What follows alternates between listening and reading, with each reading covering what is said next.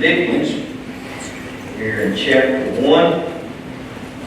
We finished up somewhere around verse 16 or so last week. You're visiting with us, or you haven't been a part of our class up to this point. We're thankful to have you with us. We are easing along, sort of like snail's pace, but hopefully what we're talking about is going to be a blessing to all of us and help us to be more what God wants us to be. The book is a book on joy and rejoicing, and the book has been referred to as a thank you letter that the Apostle Paul wrote to the church at Philippi. And it is, as we pointed out, a joyous letter. Paul does not deal with nearly as many problems as he did in most of his letters. In fact, we find that that's fairly rare. There were issues, there were dangers, there were false teachers, there were those that were not doing as they should have done, and Paul, he was warning about that. But overall, it is a very happy letter, a very joyous letter, and must have been of great encouragement to the Philippians when they received it. And hopefully it will do the very same thing for us as well. I want us to start by backing up a little bit with verse 12. And we'll just simply read this morning to sort of get our minds back on this particular paragraph, and then we'll hopefully finish it up. Paul says that I want you to know, brethren, that the things which happened to me have actually turned out for the furtherance of the gospel. And he, you remember, is in prison when he wrote this. He's in prison not because of evil doings, but he's in prison because he was preaching and teaching Christ, and they didn't appreciate that very much, many of the Jews particularly. But Paul says that this bad thing, what looked so bad, has actually turned out to be a good thing. And I think in life we need to try to keep that in mind. It may be a sickness, it may be a job loss, it might be a family situation. But if we'll keep doing what's right, and we'll keep our faith and our hope, sometimes new doors are opened for us to do good that would not have been open if it was not for that bad situation. So Paul had an opportunity to preach to these soldiers that he was chained to. They were a rotating bunch. Every 6 hours he had a different guard, a different soldier that was right around the clock. And so he had an opportunity to preach to these individuals, and no doubt they talked among themselves. And so it was a situation that would not have been there if Paul was not in prison. Verse 13, so that it has become evident to the whole palace guard and to all the rest that my chains are in Christ. They listened, and even if the populace didn't know why Paul was in jail, these guards did, and they knew that he was not there because of wrongdoing. And most of the brethren in the Lord have become confident by my chains, are much more bold to speak the word without fear. And notice he says most. There were still the naysayers. But when they saw his courage, that he was preaching and teaching and he's doing this writing, even though here he is stuck in jail, that was a source of encouragement. Same thing can be true with you and me. How do we handle life? How do I handle cancer? How do I handle a marriage problem? How do I handle a problem on the job? Do I handle it as a Christian with grace and compassion? Or do I fly off mad and say things that I shouldn't say, or crawl in a hole and pout somewhere? How do we handle it? And all of us are going to face situations at times. And we're going to be challenged to see, whether we keep our head up, realizing that it's not the end of the world if we're right with God. We can handle pretty much anything that comes. Not only was Paul using this opportunity of prison to do good, though the brethren on the outside saw how he was handling it, and they were doing well also. Verse 15, some indeed preach Christ even from envy and strife, and some also from goodwill. The former preach Christ from selfish ambition, not sincerely supposing to add affliction to my chains. Now, Paul says that not everybody feels the same. There were some that maybe were envious and jealous of Paul. Maybe the fact that he was handling jail so well didn't suit them. Paul was very popular, even though he was in jail. There may have been those that, sort of were envious of that popularity. And it sounds like maybe they were saying some negative things. Maybe they were insinuating that, Paul's in jail and he says that he's innocent, but, don't you love people that do that? They don't come flat out and say that you are guilty. They just insinuate, little statements, not telling the whole truth, but part of the truth, and it makes somebody look bad. Well, something like that was going on here. There were those that were sincere and honest and truthful in their preaching, and sadly there were those that were not. Verse 17, but the latter out of love, knowing that I am appointed for the defense of the gospel. So there were good attitudes, there were bad attitudes. There were those that were preaching out of love for God and their fellow man, and there were those that were not. Verse 18, what then? Only that in every way, whether in pretense or in truth, Christ is preached. And in this I rejoice, yes, and will rejoice. So it seems to me what Paul is saying is that everything doesn't depend upon the character of the preacher. The truth can be taught. And as individuals, this is something for us to be thankful for. We can tell folks what to do from the Scriptures. We can be influential as Christians, even though we are not perfect. It's sinners. Hopefully, as Christians, we are forgiven sinners, but we are sinners preaching to sinners. And the same thing is true with preachers as well. Here was a situation where Paul was able to say, their attitude maybe is not what it ought to be, and they may be actually putting me down because I'm in prison, but they're preaching the gospel.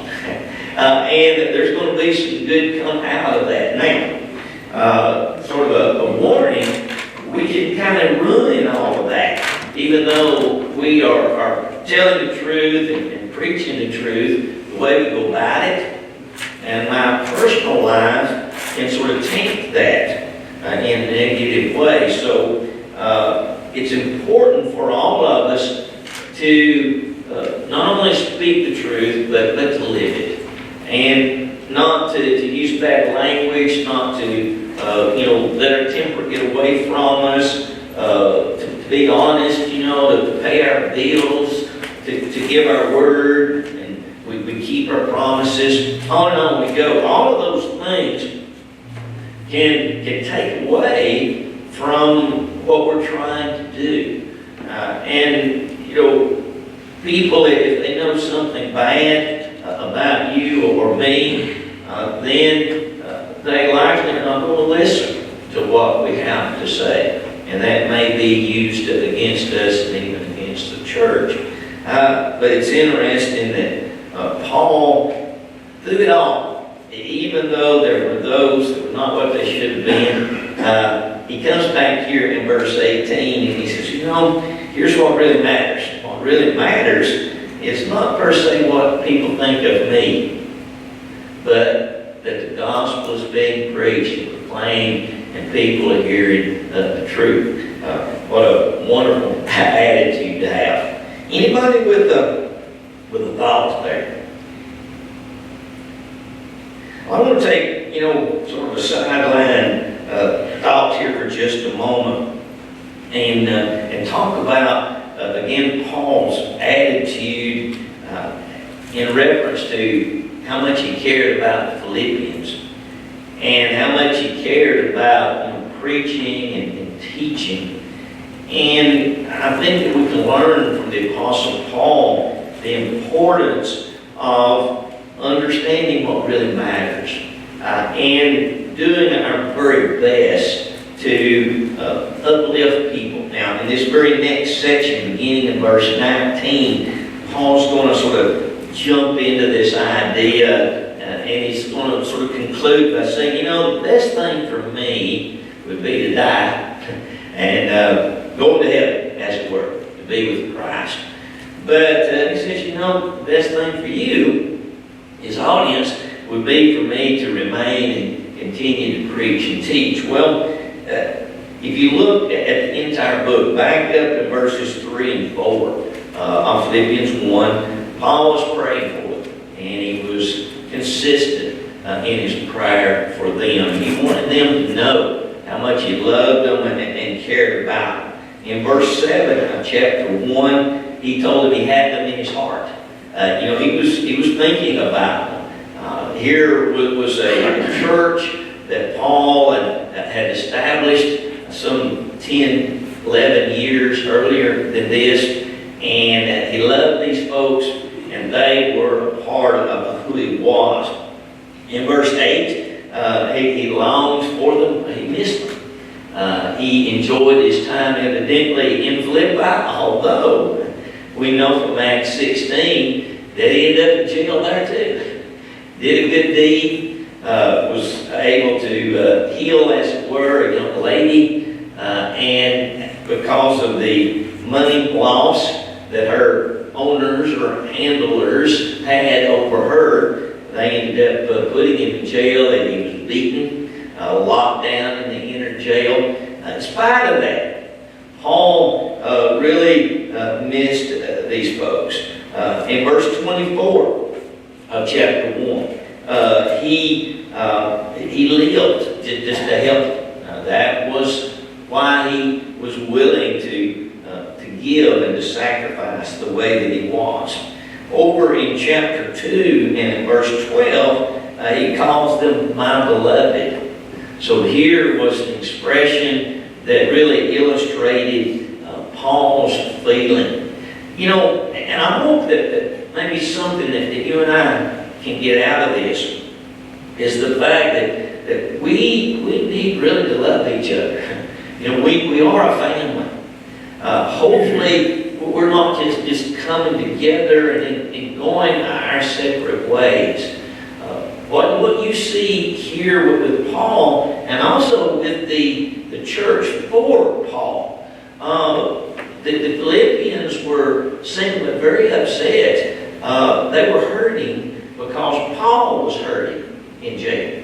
And Paul sort of reciprocated that. He was really worried about them because they were worried about him. And really that's the way it ought to be. When you are sick, that should hurt me. When I am sick, that should bother you. When you have a problem, I have a problem. All of those issues are things that should concern each and every one of us. We're not strangers. Hopefully, we're not strangers. In fact, if we are, then we're not developing the family that needs to be developed. So it's important that we work at loving one another. In verse 15 of chapter 2, he wanted them to be blameless. Paul was concerned about their relationship with God, their relationship with one another. In chapter 3 and verse 17, Paul emphasized the fact that he was trying to be a good example for them. He not only wanted to preach to them and teach them, but he wanted to live it as well. And in chapter 4 and verse 1, he refers to the Philippians as his joy and his crown. So all of these passages tie together to truly, I think, bring out Paul's deep concern for them. Tears were being shed on both sides because of the concern that they had for each other. You know, someone has said that you can really tell a lot about our hearts and what is important to us by the things that we shed tears over. I've noticed that, you know, even in preaching, when I'll use an illustration, and I know I used an illustration about a little boy, and he had a new puppy, and that puppy ran out in the street, and the little boy did like little boys will do. He saw the car coming, and he ran after the puppy, and the car hit both of them. And they buried them side by side. The little boy buried his puppy right there beside him. I saw a lot of tears in the audience, just thinking about that and that situation. But, we can stand up here and talk about the fact that most people in our community are not going to be in church today. Most people in our community are not going to give God hardly the time of day today. If you count all of the churches in this county, and you added all up, the percentage of all that are making some pretense, some effort to be godly and worship, it is tiny compared to the 30,000 people that live here in Ray County. I suspect that there are less than 3,000 of us that profess any kind of religion. So you think, that little group, that ought to put a tear in our eye. But that's true. We can talk about the lost, and we can talk about, heaven and hell, and that really should be an emotional thing for us. But it's almost like we've become pretty callous, and we just sort of put it out of our mind. But on the flip side, start talking about a puppy dying, and it puts a tear in our eyes. Something wrong with that picture, isn't it? What you see here is Paul with an attitude of caring and concern. I've told a story about the Special Olympics, and Steve Shelton wrote this in a book that he was writing and talking about the Special Olympics, and he told about a race that was being run, and there were 4 boys running in this race, and all of them had some handicap, physical, mental issue, one way or the other. But they started the race, and one of the boys just ran off and left the other 3. It's pretty obvious that his problems were not as debilitating as the others. So he rounds a turn and heads towards home, and folks are cheering for them. And, well, I guess he looks up at the audience and forgets about his running, and he trips and falls. And this, stunned him, skinned himself all over. And he's just laying there. Didn't even try to get up. Well, the other 3 boys, sort of like the rabbit and the turtle, right? The other 3 boys, here they come plodding along. Well, when they get up to him, rather than passing him by, they stop. And they help him up, and they sort of brush him off a little bit. And then all 4 join hands, and they cross the finish line together. You know, I think that really illustrates what we should be all about as Christians. You know, we are in a race, Paul says in 2 Timothy, but it's not a race to see which one of us, you know, can finish first. But it's a race to finish and to take everybody that we can with us and help them finish as well. Mr. Shelton said that all four of these boys had the biggest smiles on their face when they crossed that finish line. Well, we're not going to go to heaven by ourselves. We're going to have to help other folks.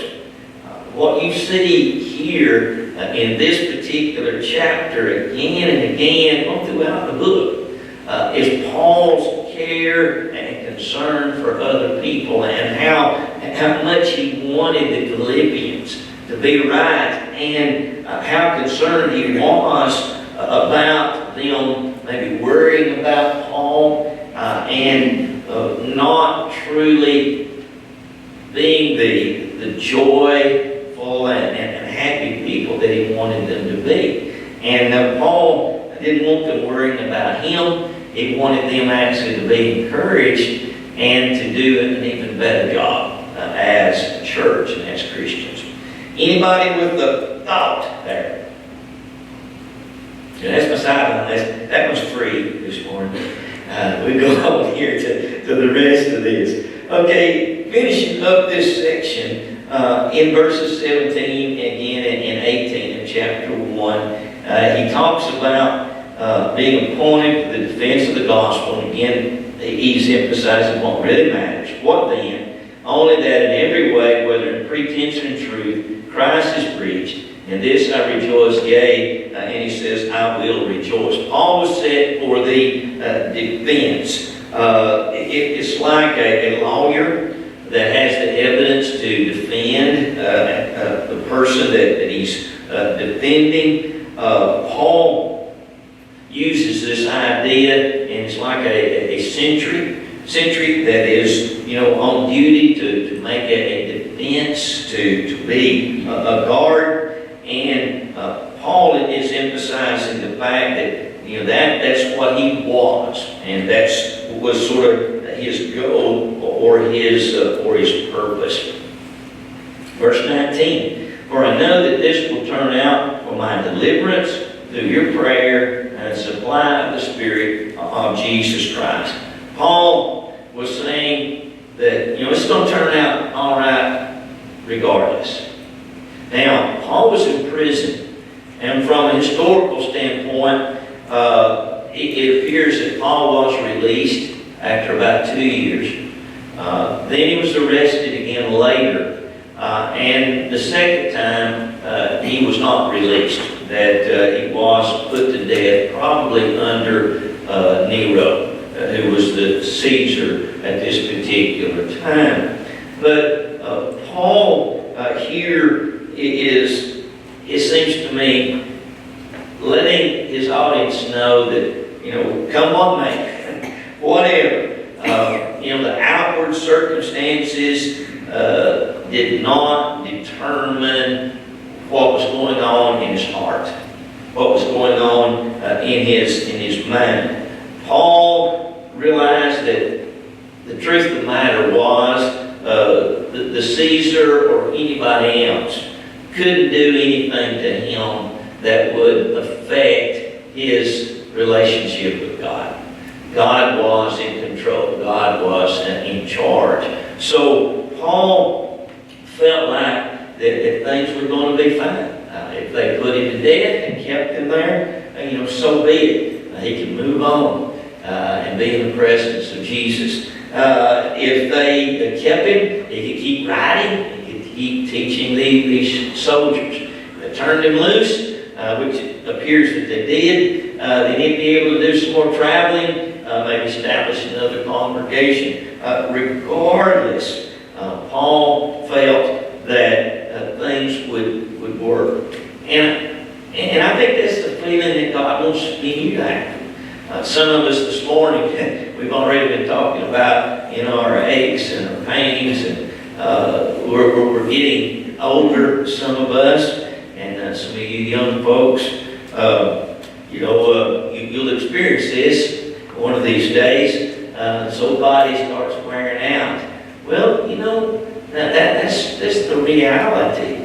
But it's not something that God wants us to spend time worrying over and to be all tore up because we're getting close to the end of this life. In fact, He wants us to have this attitude of Paul. Hey, it's going to be all right. In spite of my aches and my pains, I'm going to be able to keep plodding along here. But if I die tonight, then I'm going to be even in a better position because I'm right with God. And I think that is the point that Paul is really emphasizing in this particular section. Anyone with a thought or comment? When you were talking about the young man who fell in the race, and then how we should be sad by the fact that people don't want to listen about God and stuff. It just makes me think that, I personally am sad when I try to talk to somebody about God and they don't want to listen. And, I feel like, well, they made their choice. They had a chance to sit here and talk to me. I want to keep witnessing to them. I will as often as I can. But if they don't want to listen, that's their problem. And I hate to sound like that. I really do. But, if I don't put those feelings aside, I'd be sad and crying all the time. Yeah, there is a balance in there. And you make a good point. In fact, Jesus told His disciples back, Matthew 10 or so, when He sent them out, and He said, hey, if they're not willing to listen after you've preached and you dust your feet off and you move on, as human beings, we can sort of worry ourselves to death too over family members and others that are lost and are not making any efforts. I think that the challenge is to balance that thing out and not lose the concern. Not to become so hardened that we say, okay, I've tried and I'm done with you. But to keep an attitude where we'll try again. We will invite again. So that we don't become this so hardened and so discouraged that we quit trying and we quit caring. On the flip side, there's a few things that we do that are going to be more discouraging than reaching out with the gospel. Jesus, you remember, as long as He was feeding the people, fed 4,000, fed 5,000, that's just the men. So if you think about that, the women and children, it's thought that probably well over 15,000 there. But as soon as He backed up on those miracles, and He began to teach that they needed to change their lives, what happened? They were gone. And one of the saddest statements there in the book of John, where they disappeared and the audience was gone. And Jesus turned to His disciples and He said, will ye also go away? I can't, that's just so, I think about how His voice must have sounded. And the expression on His face when, they just disappeared. Hey, we're here for the food, food's gone. And He looked at His disciples, and one of the disciples said, Lord, to whom shall we go? Thou hast the words of eternal life. Thankfully, there was a group that stayed and continued to listen. It would have been easy, I think, for Jesus to have said, okay, if you're all just want the food, forget you. But He didn't do that, thankfully. In fact, He went to the cross to die for that very group. He went to the cross to die for those soldiers that nailed Him there. He went to the cross to die for Pilate that wasn't man enough to do what he should have done. He went to the cross to die for those Jews that were yelling, crucify him, and turn Barabbas loose. He went to the cross to die for you and me. Even though sometimes we're not very diligent, sometimes we allow life to keep us away. We don't maybe study, we don't pray as we should, we don't attend as we should. We let other things get in the way. And yet, he died for us, and he knew that. He knew that people being people, that we wouldn't all be faithful and diligent. So you make a good point, and I think that's a challenge for us to keep doing what we need to do in spite of it, and keep the love and compassion. Anybody else there with a thought there?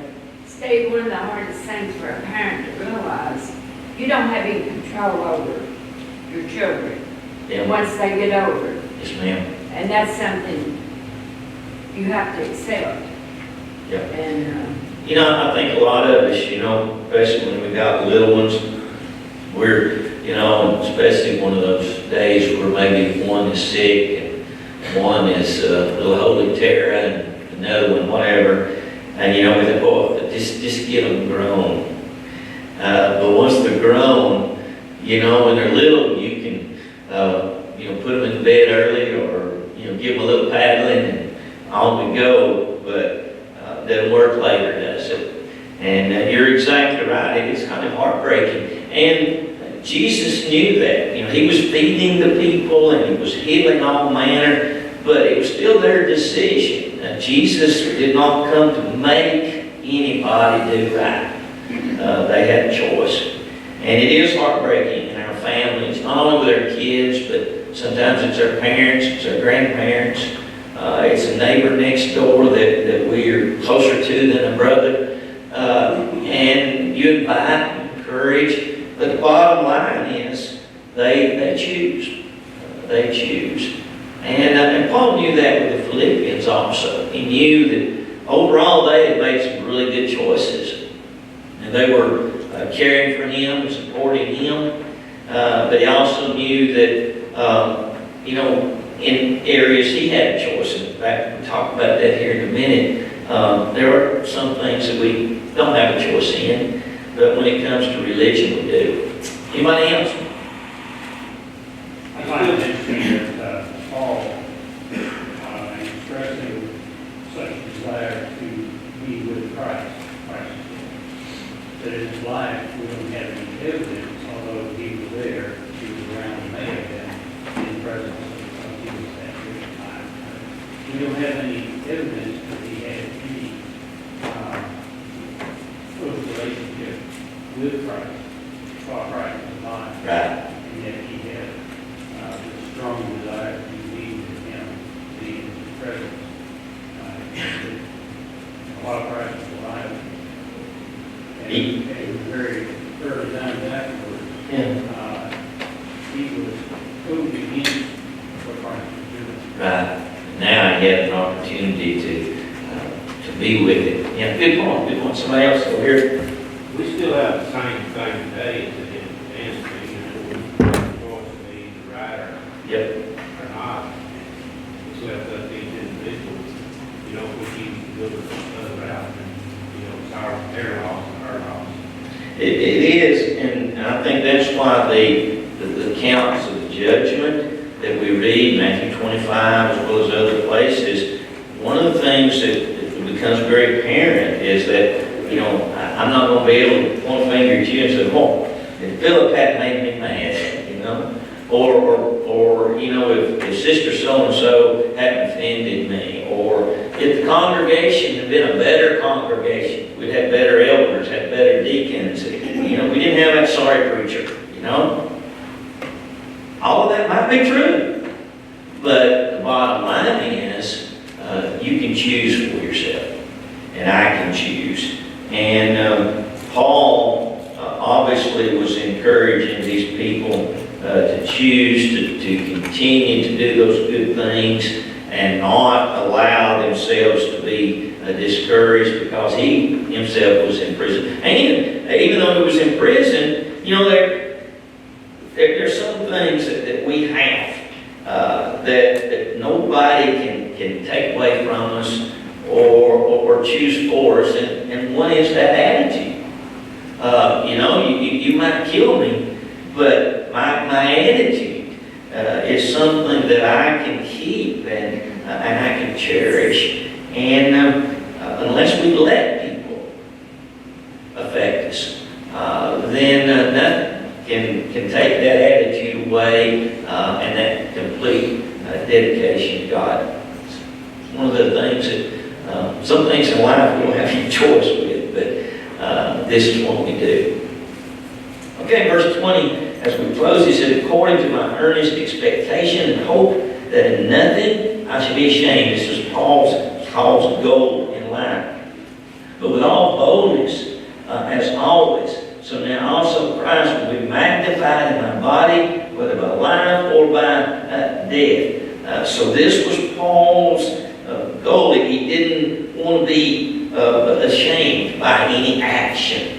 He wanted Christ to be magnified in him. Well, the only way that is possible is that we know him by studying the Scriptures, that we are converted, that we are New Testament Christians, by preaching Christ, by sacrificing. All of those things were things that Paul was doing, and this was his goal. And I don't know of a more noble goal that you and I can have as human beings that would be greater than living as best we can in a way that we would not have to be ashamed of what we said and what we did. Now, again, this is not to suggest that we're perfect. Paul wasn't. But it is to suggest that we are honest, we're truthful, and when we mess up, we fess up. We repent of that, and we keep going forward to try to be pleasing to Him, which will allow us to stand in His presence someday. Notice verse 21, for to me to live is Christ, and to die is gain. This was Paul's purpose in life. He was even willing to postpone heaven if it would be a blessing to others. Now, here's where Paul's choice is removed. Paul was going to die. You and I are going to die. We might choose to remain, but if you step out in front of that car, or if you have a heart attack, we are going to pass from this life. But Paul was willing to keep preaching and teaching to the very end, and he understood that from a selfish standpoint, he was ready to go.